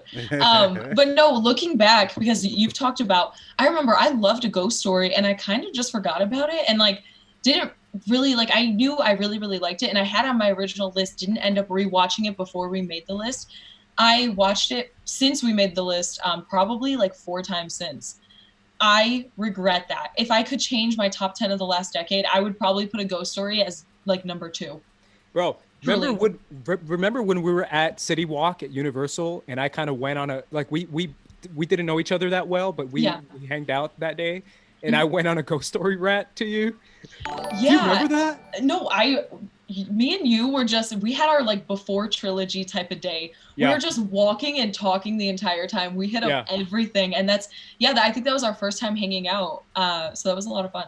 Yeah, but I was like, Ghost Story. Have you seen A Ghost Story? Watch A Ghost Story. Have you heard about A Ghost Story? It's a guy in a sheet. It's a ghost story. It's a ghost story.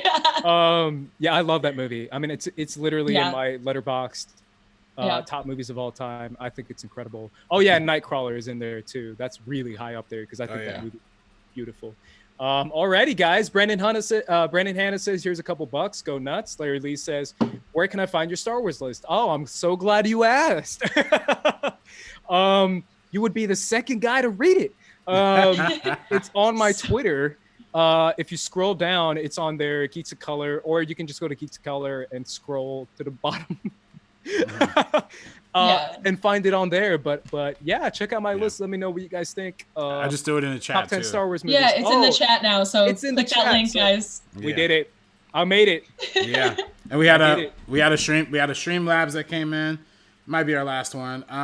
It's our last one. Where'd it go? Where'd it go? Oh my goodness! I just saw it come through. All right, give me 1 second. I'm sorry. Oh no, all good.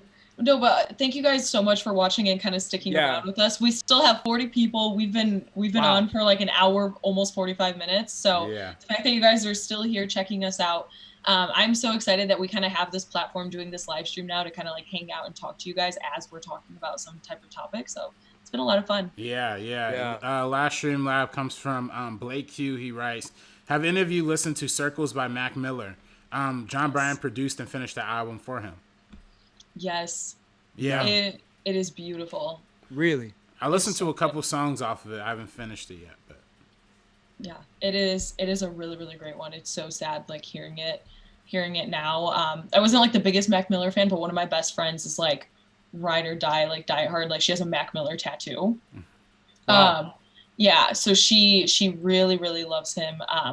And yeah, that album is so beautiful. And of course, John Bryan scored Eternal Sunshine of the Spotless Mind. yeah, I was just about to say. Yeah, and is mega talented. And I saw him. He opened up for John Mulaney, which is the best combination in the world. He opened up for John Mulaney when I saw John Mulaney live. So it's great.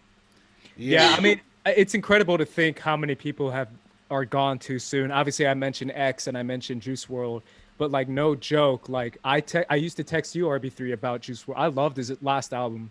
I think it's Death Race for Love. I think it's what it's called. Oh yeah. Death Race for Love 2000. Yeah. Yeah, I love that album, man. And I was blasting that for a minute. And then when he passed away, I was kind of blown away. And obviously X was just crazy the way he passed away. Yeah. And they were both like emo rappers, which is something that I'm kind of an emo rapper. That's like my brand. So I especially have a special place in my heart for them. So yeah. Nah, yeah. I do miss both of those deaths. Were really hard hitting, and you know with the Mac Miller thing, it was really hard hitting too. My roommate at the time, he was like a huge Mac Miller fan too, and it was like a couple of days of just listening to his music like nonstop. Like you said, Sabrina, John Bryan is also one of my favorite composers too. Like Eternal Sunshine, he also did Lady Bird and a few other movies, and then he also co-produced one of me and Andres' favorite albums, Late Registration with Kanye West, really? which we both picked as our Wilson for if we got stuck on an island. But yeah, nah, it's tough stuff, man. You hate to see young people die.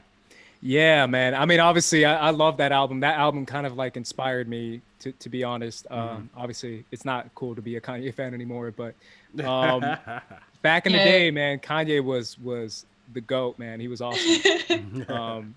So either way, guys, thank you so much for tuning in. We appreciate you guys. Everything Sabrina said, check out our top 10 of the decade, our top 10 of the year. Check out our review of Never Rarely, Sometimes Always. I think that's like an underrated review we did. I think it's a really good movie, and I think you guys would like our thoughts on it. Sabrina and I did a review on that.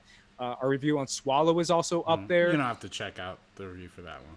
I mean, you can. I might have been a little Sabrina hard. has thoughts, bro. I might have been a little hard. See, you were looking back, huh? It's a good one. Swallow. Check out. You know, we have all the time in the world. I actually rewatched it again, and I love it now. I even like it more than the first time. But yeah, check out our review for Swallow and Never Rarely Sometimes Always. Definitely recommend checking out the films if you haven't. And tomorrow, Paul Oyama, former champion for the Schmodown, is on the show. Make sure you guys are ready for that. Tweet about it. Let your friends know that Paul Oyama is going to be on the show. We are talking about Luca Guadagnino, Italian filmmaker from Call Me By Your Name. We're going to be getting into his films. It's a really fun conversation, so I'm excited to share that with you guys. Make sure you guys check that out on the First Cut YouTube channel, The Meaning of Podcast, everywhere you find podcasts, Spotify, iTunes, anywhere you can find a podcast. We are The Meaning of Podcast. And for the First Cut Live crew, I'm Andres. This is RB3. I'm Sabrina. And we are peacing out, guys. Peace out.